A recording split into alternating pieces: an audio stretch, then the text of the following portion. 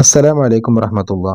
2019 അഖ്ലാഖിൻ്റെ ചോദ്യപേപ്പറാണ് ഇനി നമ്മൾ ചർച്ച ചെയ്യാൻ പോകുന്നത്. 2019 ആകുമ്പോൾ കുറേ വർഷം മുമ്പുള്ളതാണ്. അപ്പോൾ ചോദ്യം ഒന്നും കൂടി നമുക്ക് കൂടുതൽ മനസ്സിലാക്കാനും ഏത് ചോദ്യം വന്നാലും നമുക്ക് ഉത്തരം എഴുതാനും അഖ്ലാഖിൽ 50ൽ 50 വാങ്ങാനും ഇത് സഹായിക്കും. അള്ളാഹു തൗഫീഖ് നൽകട്ടെ. ഒന്നാമത്തെ ചോദ്യം, പഠിച്ചതനുസരിച്ച് പ്രവർത്തിക്കുമ്പോഴാണ് ഡാഷ് നാഫി ആകുന്നത്. വളരെ സിമ്പിളാണ് ഉത്തരം. എന്താണ്? ഇൽമ്. അപ്പോൾ ആ ഇൽമ് ഇങ്ങോട്ട് എഴുതുക. 2 കയ്പുള്ളതാണെങ്കിലും നീ പറയുക. എന്താ പറയേണ്ടത്? സത്യം. അല്ലേ? അടുത്ത, ഇബ്ലീസിന്റെ ഇഷ്ടവിനോദമാണ് എന്ത്? നമീമത്ത്. അടുത്ത്, ഒരു പകുതി മരണമാണ് ഈമാനിന്റെ പകുതിയാണ് ക്ഷമ. ഈ ഈമാനിന്റെ പകുതി ക്ഷമയുണ്ട്, ഈമാനിന്റെ പകുതി വൃത്തിയുണ്ട്. ഇവിടെ ക്ഷമ തന്നിട്ടുണ്ട്, അപ്പം നിങ്ങൾ എന്താ എഴുതേണ്ടത്? ക്ഷമ. അടുത്ത, ഒരു പകുതി മരണമാണ് ഉറക്കം. ഉറക്കം. അടുത്ത്, ഞെരിയാണിക്ക് താഴെ വസ്ത്രം താഴ്ത്തിയിടയിൽ പുരുഷന് ഹറാമ്. അഹങ്കാരത്തോടു കൂടിയാകുമ്പോൾ ഹറാമ്. അടുത്തത്, പൂർത്തിയാക്കാം. ഉറക്കവും ഉണർച്ചയും അള്ളാഹു നമുക്ക് നൽകിയ മഹത്തായ 2 അനുഗ്രഹങ്ങളാണ്. ഇവിടെ നിങ്ങൾ ശ്രദ്ധിക്കേണ്ട ഒരു കാര്യമുണ്ട്. അനുഗ്രഹങ്ങൾ എഴുതുമ്പോൾ അതിൻ്റെ അക്ഷരങ്ങൾ ശ്രദ്ധിക്കണം. അനുഗ്രഹങ്ങളാണ്. നിങ്ങൾ സ്പെല്ലിംഗ് മിസ്റ്റേക്ക് വന്നാൽ നിങ്ങളെ പരീക്ഷയ്ക്ക് മാർക്ക് കുറയും. ഇത് ഫൈനൽ പരീക്ഷയാണ്, കൊല്ല പരീക്ഷയാണ്. അപ്പോൾ അതിൻ്റെ കുറച്ച് സ്ട്രിക്റ്റ് ഉണ്ടാവും നോക്കുമ്പോൾ. അടുത്തത്, സ്ത്രീവേഷം അണിയുന്ന പുരുഷനെയും പുരുഷവേഷം അണിയുന്ന സ്ത്രീയെയും നബി സല്ലല്ലാഹു അലൈഹി വസല്ലമ ശപിച്ചിരിക്കുന്നു. എങ്ങനെ ശപിച്ചിരിക്കുന്നു എന്ന് എഴുതുക? ശ്രദ്ധിക്കുക. ഷ പിന്നെ പി ചി, ശപിച്ചിരിക്കുന്നു. പി ആണ് എഴുതേണ്ടത്, ബി അല്ല. ശപിച്ചിരിക്കുന്നു. അടുത്തത്, കോപം വരുമ്പോൾ നാം നിയന്ത്രിക്കാൻ ശീലിക്കണം. അല്ലേ? ശീലിക്കണം.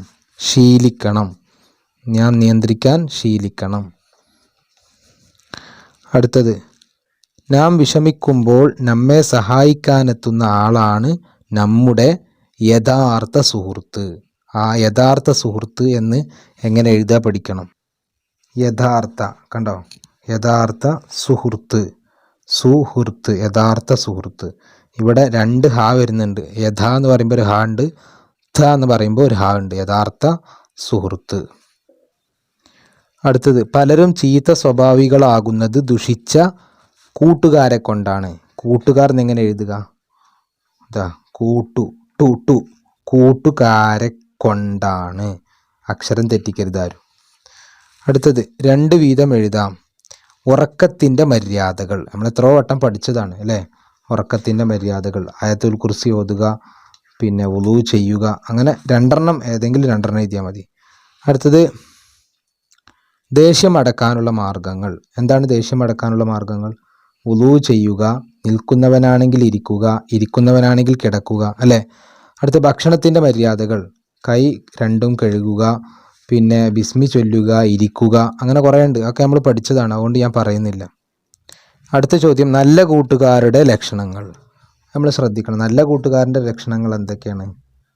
സത്യം പറയുക, പഠിച്ചതനുസരിച്ച് പ്രവർത്തിക്കുക, വാക്ക് പാലിക്കുക, നന്മ കണ്ടാൽ പ്രോത്സാഹിപ്പിക്കുക.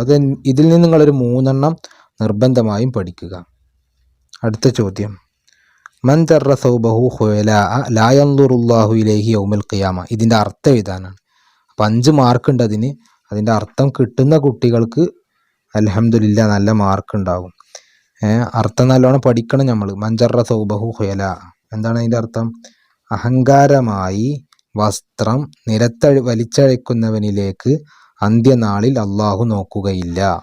അതെല്ലാവരും ശ്രദ്ധിക്കുക. അടുത്ത ചോദ്യം, ഉത്തരം എഴുതാം. കമിഴ്ന്നു കിടക്കുന്നവനെ കണ്ടപ്പോൾ നബി സല്ലല്ലാഹു അലൈഹി വസല്ലമ തങ്ങൾ പറഞ്ഞു എന്താണ്? നരകവാസികളുടെ കടത്തമാണ്.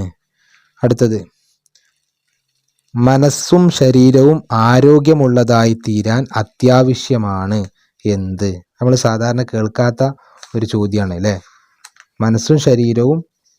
മനസ്സും ശരീരവും ആരോഗ്യമുള്ളതായി തീരാൻ എന്താണ് വേണ്ടത്?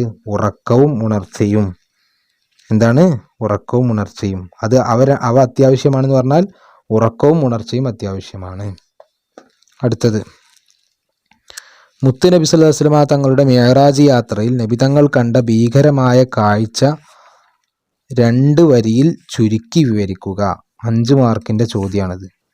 നബി സല്ലല്ലാഹു അലൈഹി വസല്ലമ തങ്ങൾ മിഅ്റാജ് യാത്രയിൽ കണ്ട കാര്യങ്ങൾ എഴുതാനാണ്.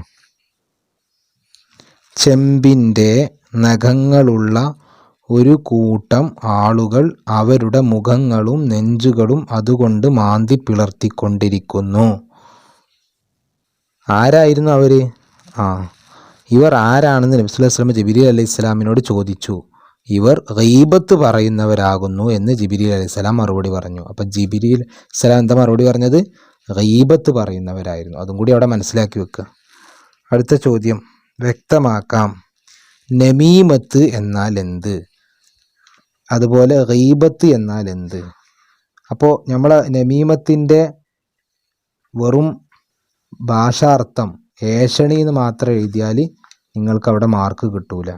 പിന്നെ അതിൻ്റെ നിർവചനം എഴുതണം. ഒരാൾ പറഞ്ഞത് കുഴപ്പമുണ്ടാക്കാൻ വേണ്ടി മറ്റവനോട് പറയലാണ് നമീമത്ത്.